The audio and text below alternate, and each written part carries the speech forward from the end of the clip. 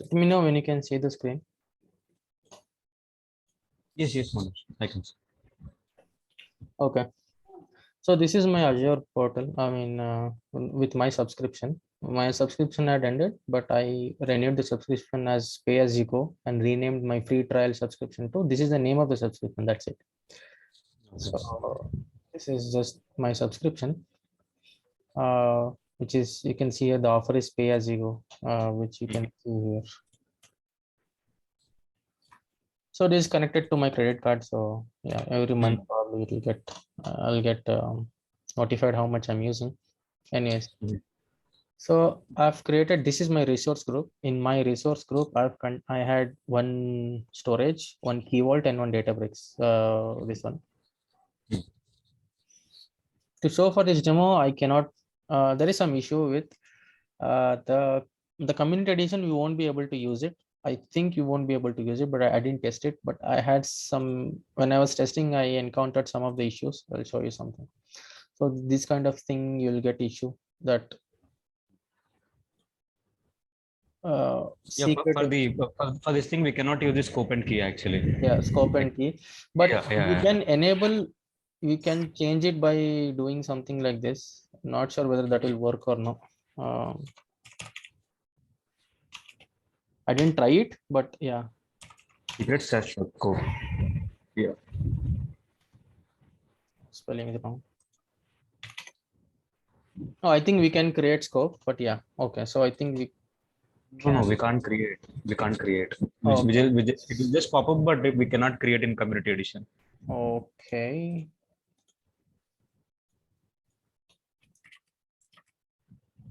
I think okay. Yes, we cannot create.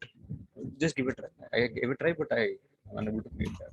Okay, sure. Then if that is the case, then whatever I did would be I did it from the Databricks itself. I mean the Azure Databricks, not the community edition.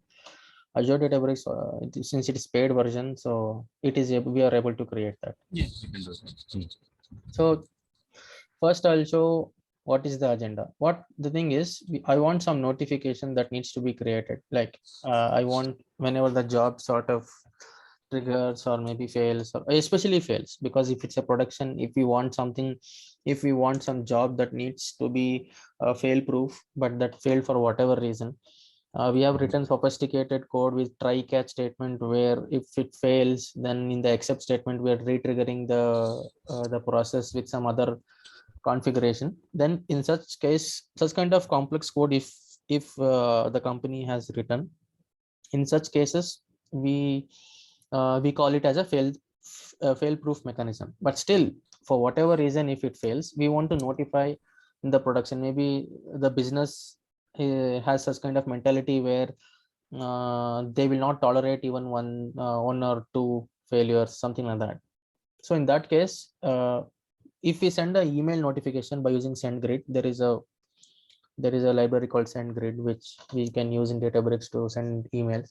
But it's very rare that on a weekend or maybe Saturday and Sundays people see the like emails by going to Outlook and all. Rather than that, people have Teams in their phone, like in phone or mobile phones. So it would be good if we also have the feature to send a notification to the Teams. So what I did was I went to Teams. Here there is bottom, you can see there is a join or create team.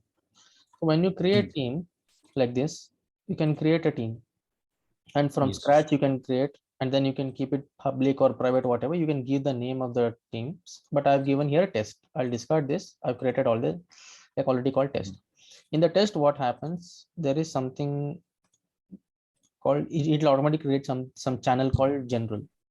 Go to this, go to connectors, and then if there is, it will show up like this. It will also show up incoming webhook as add. Instead of configure, there is, it will be add it to it first. When you add it, it will ask something like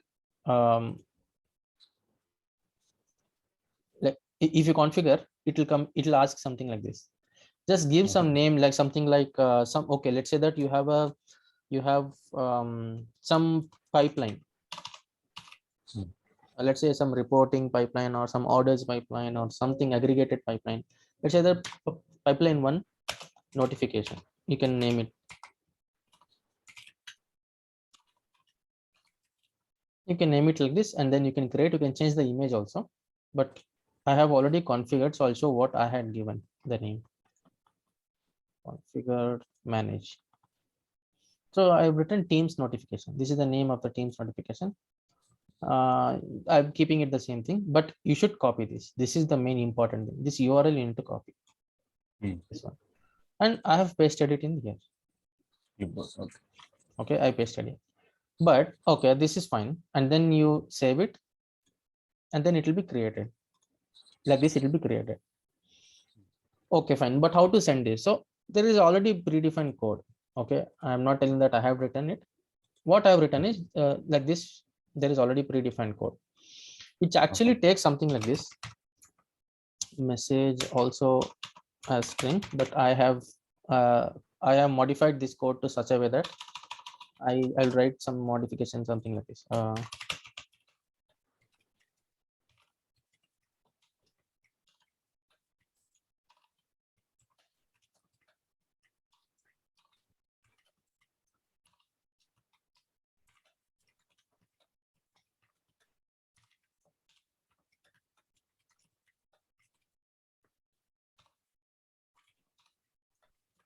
Something like this I have written. Okay, this is send message to Teams. This is a function which I'm calling it UDFs. Simply just use different functions, something like that.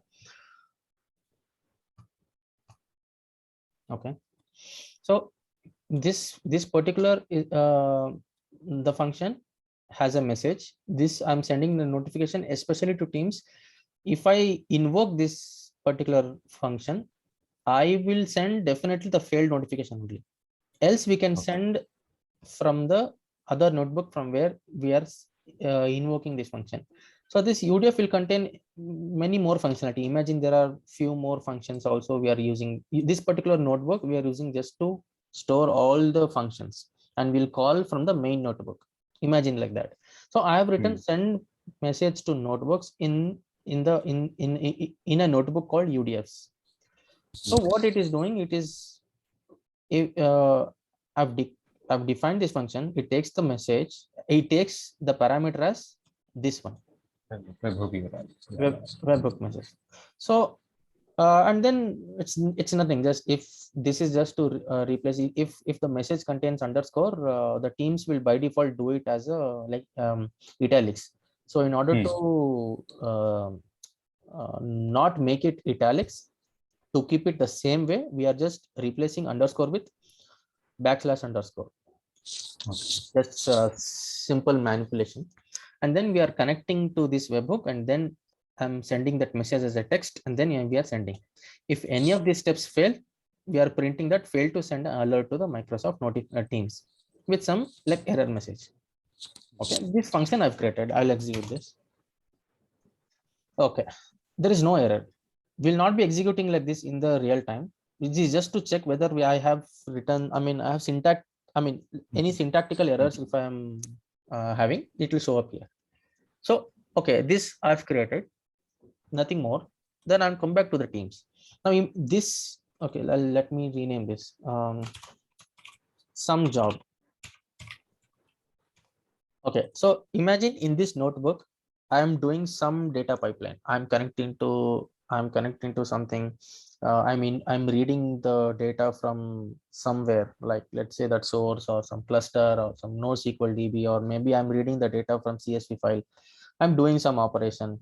Okay, and then finally, it is loading the data to destination sync, maybe ADLS or something. In this whole process, it's if at all it fails, this small sort of feature will help us. Hello. Hello. Can I ask something? Yeah, please go ahead. I mean, like, what is that import PYM's Teams does? What is this library? I really want to know that. Okay, sure.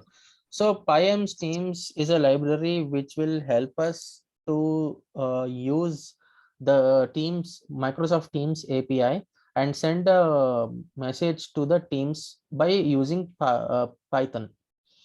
Okay, see, let's say that there is a, there is a Teams, and we have some channel here. Okay, this is some channel. This is a group. Imagine this is a group in the test. This is, I created this team. You can see here, join or create a team. Okay. Okay. So if you create a team, and if you click create team, you want to create from scratch, let it be public or private. I'm creating the public, and I'm giving something testing 2, and then I create it. It will create, 1 second. Okay. Skip. What happens is now the teams is created, and if I add people here, let's say that I'm clicking here and manage channel. Where is this? Manage team. Members is here. I want to add more members. I can add members by giving email IDs. Okay. And but how we want to add this one, like apps, like how to send from Python, how to integrate with Python. So okay, see, there is you should understand 2 parts here. Microsoft Team is here developed by Microsoft. Python is a different community.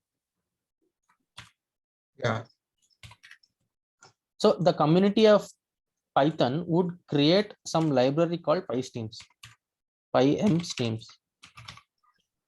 which has a functionality to send the message to the Microsoft Teams. Now, the Microsoft Teams will create an API interface for developers so that they can use this API to communicate with the Microsoft Teams. Okay, so if I create some teams, and I will create this particular Teams API, and this user interface I will use with this library PySteams, I am able to interact with these 2, Python and Microsoft. Okay, so how to get this API? Now for that, what I'm doing, see, there is apps. I'll go to apps. I'll click on more apps, and then there is something called webhooks. Okay, they only have given. We don't have like we don't need to search. Okay, there is incoming webhooks. There is here. Click on this, add it to the team, set up a connector. It will come like this. See, it is coming like this. So I will set up like testing something, and then I'll create. It got created. Now this is the API. Look at here. Copy the URL below, save it to the clipboard, and then select save. You'll need this URL when you go to service and you want to send data to your group. See, look at this, they have told. So I'm copying this and I'm storing it in Notepad here. Now this second link which you are seeing, you consider this as an API, which is a bridge to connect to this group. I had already created this in the beginning to show, but I just created for you because I think you missed the first part. You joined the meeting, right? So I created something like this. In the before itself, I've created, but I just created the second one for you. Okay. I won't be using the second one, but still I'll be using the first one, but I just showed you. Okay. Okay. And then you click on done. Then you can close it. Close it. So testing 2 was created for you, and in general you can see there is no message. Similarly in test also I have general, which I was doing some testing, so I got this notification. Imagine this message is not yet come. I will just ignore this message. I was just testing. So now we have what we have this link using which I can integrate. I can call this function. Now what happens? Now I went to Azure Databricks and I have created a function. You will get this function. It is available in Google. I also did not write this function. I also obtained it from Google itself. Okay, I'm not gonna take credit for it.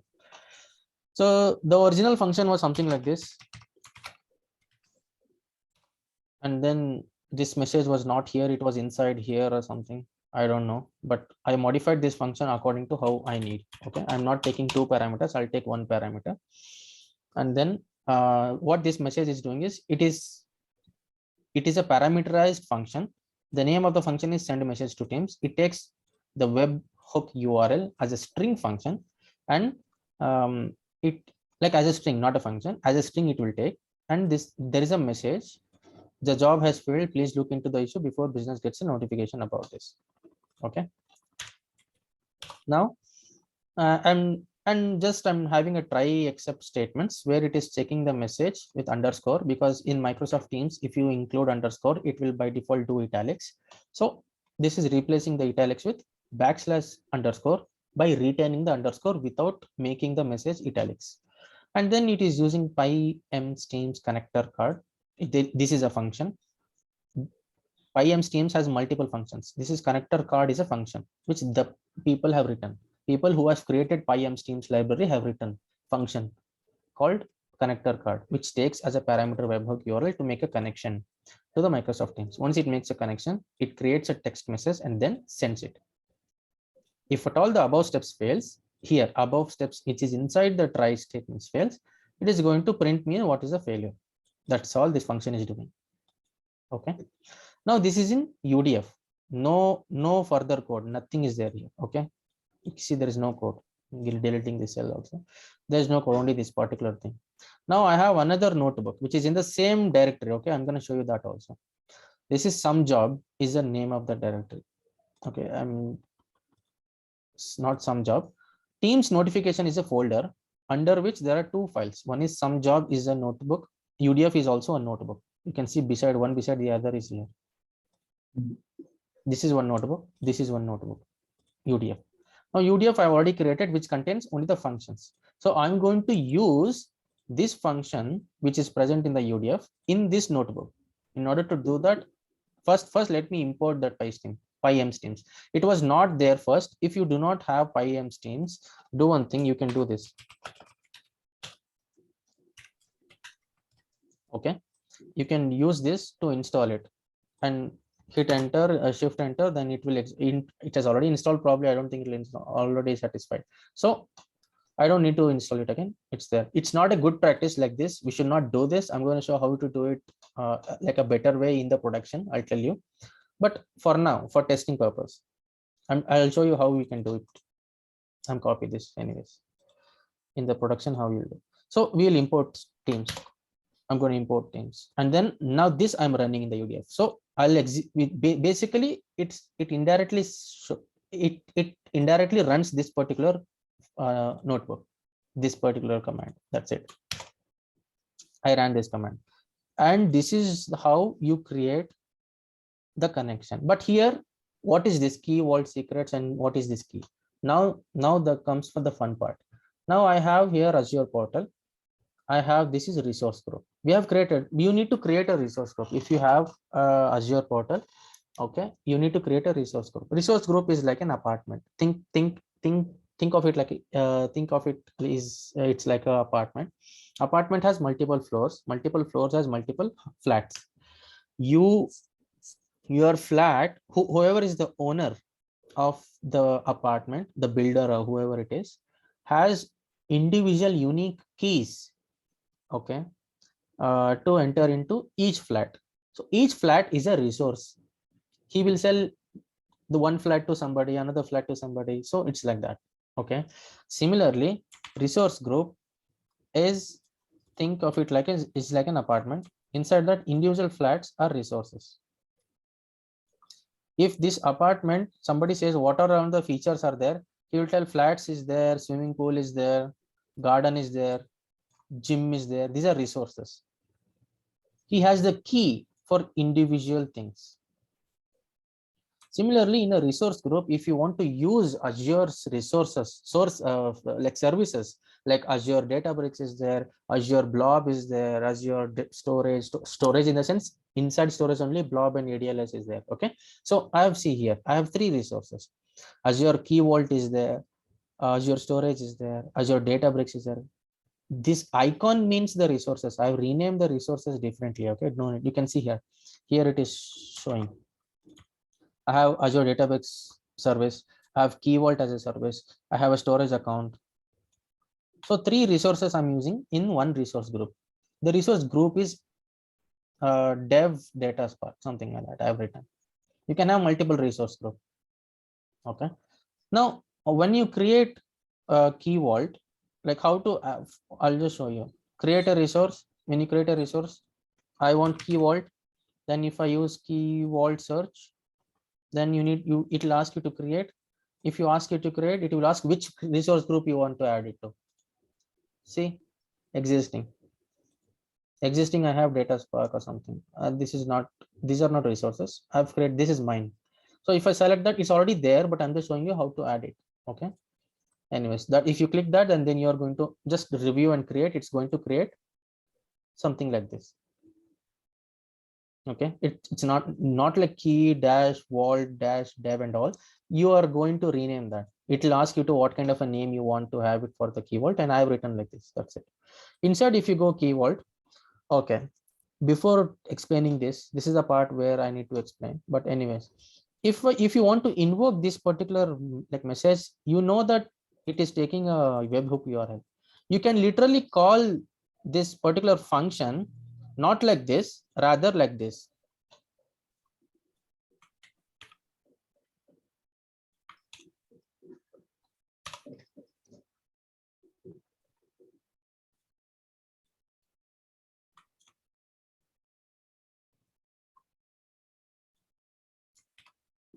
Okay, you can call like this actually, but do you really think this is a good practice?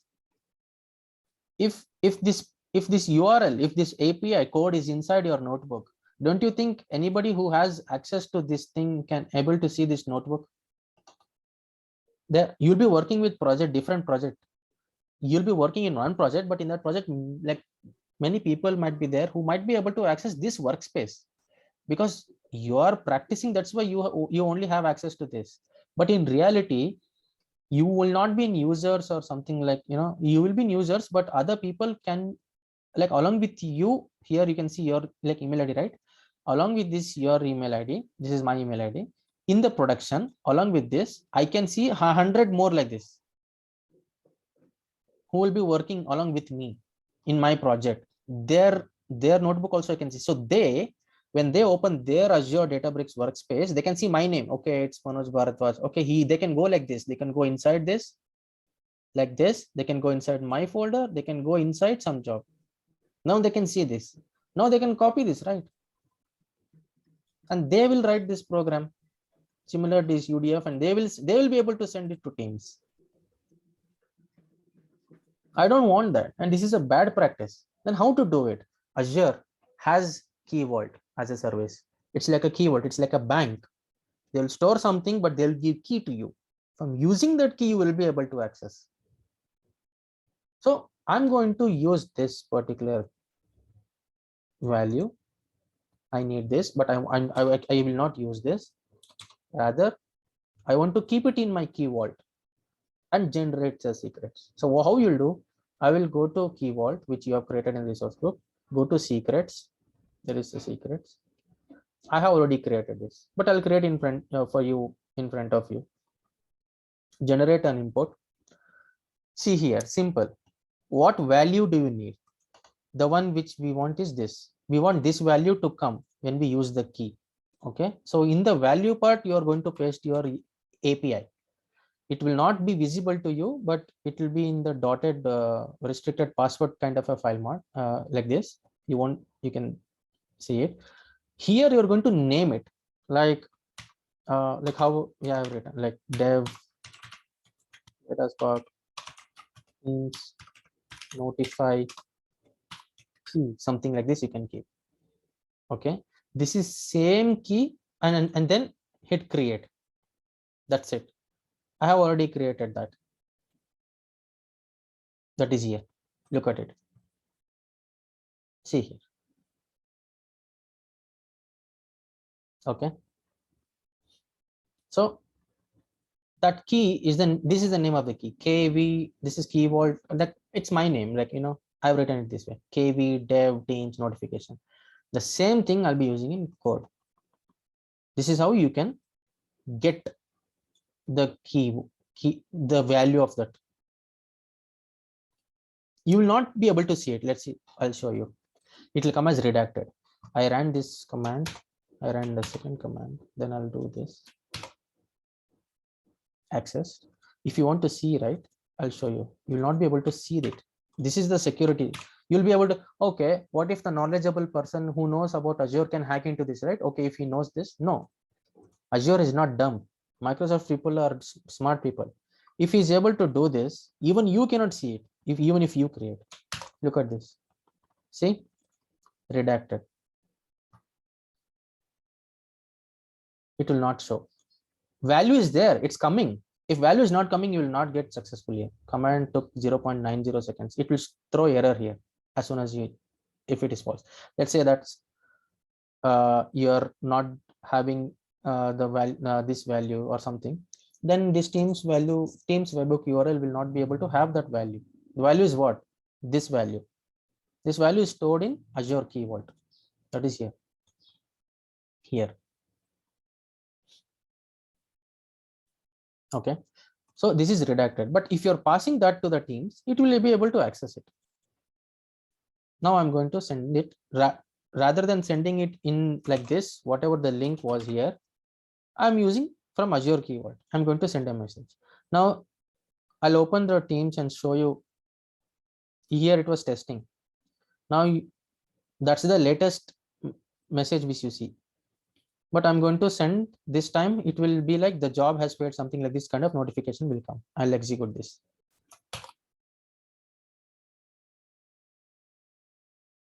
Good. See here.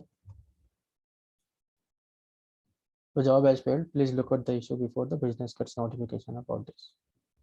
Thing is, I'm not notifications all activity. The next time I execute it, it will come notification probably also. See, I got the notification with highlighted.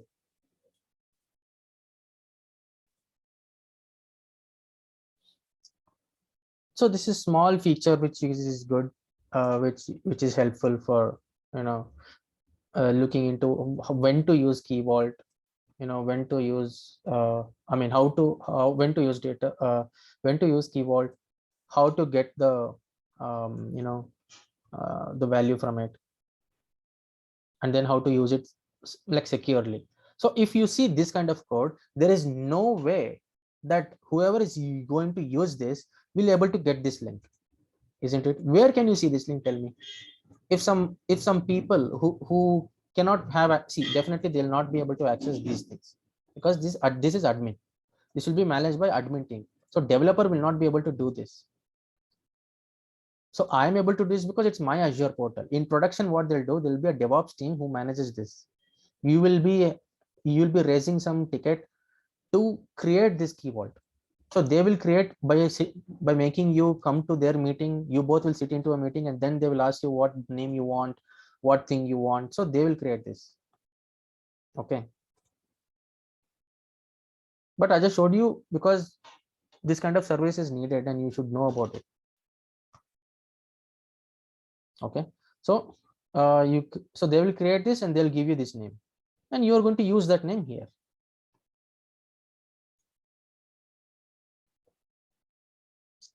That's it. So this is all I had actually to show. It's a small session, so not a big session or something. And also how to do this. It's not good, right? Where is that install thing? So what you could do is in the compute part in this cluster, there is, you go to libraries and then there is something called install new. Then there is pypi.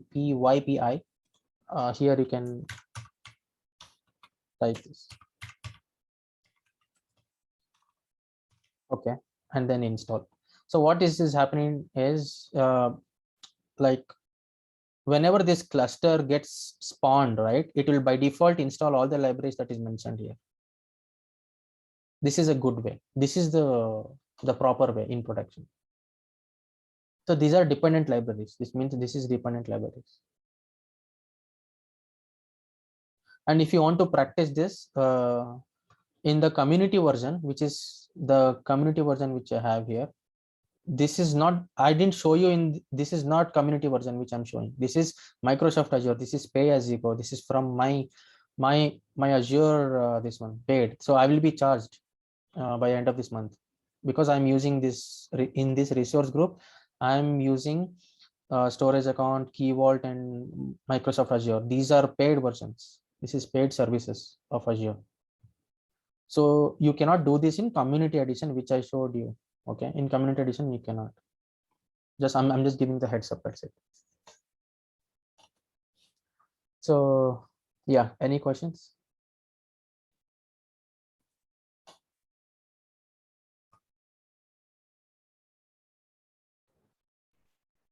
It's fine for me, Manoj. I don't have any questions. I got it. Okay. So Akhil, do you have any questions? No, my initial I asked that question and rest of it was fine. Yeah.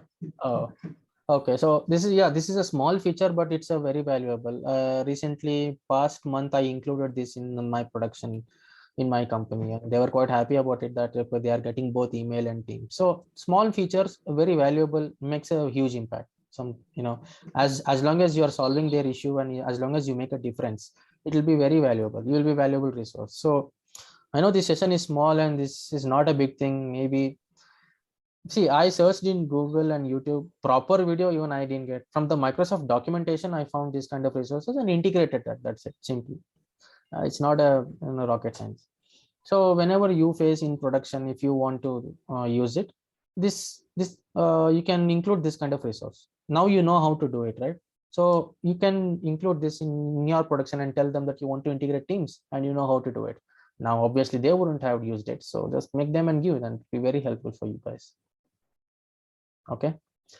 So yeah, so yeah, I'll upload this video, and again, no worries, I'll be having this in YouTube. If whenever you want, you found some, you forgot something or you want to check it out, then you can check out, you can come back to my video and then check it. So yeah, thanks a lot for joining in. Thank you, Manoj. Thank you for the session. Have a good day. You too. Bye bye. Thank you, Manoj.